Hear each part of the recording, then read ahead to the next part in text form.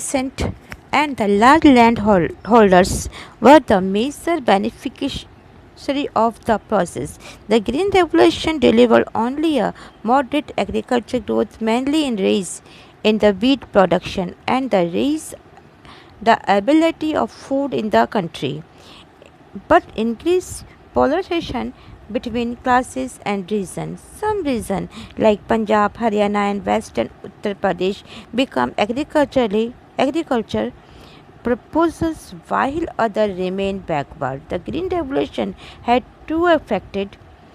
One was that in many parts of the start contracts between the poor peasant and the landowners products condition favorable for left-wing organizations to organize the poor peasant. Secondly, the Green Revolution also resulted in the rise of what is called the middle peasant section.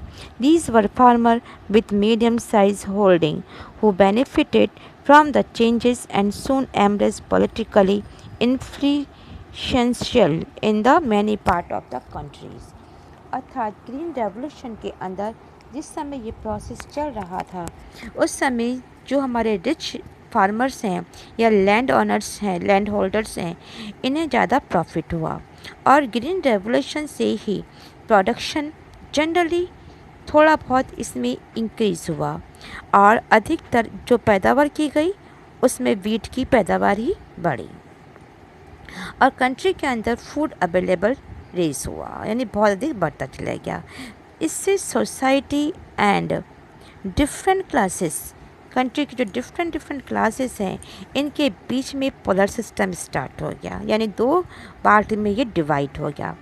इसे Punjab, Haryana and Uttar Pradesh जैसे इलाके हैं जहाँ पर irrigation को लेकर के कुछ तो वेल हो गए और कुछ ऐसे इलाके थे जो बैकवर्ड ही रह गए। तो ग्रीन रेवोल्यूशन की दो इफ़ेक्ट हुई।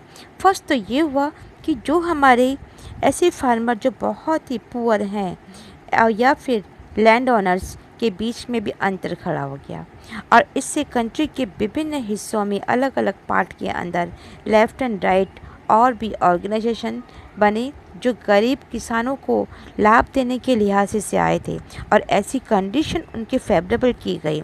सेकंड, ग्रीन रेवोल्यूशन के कारण ही कृषि में मिडिल क्लास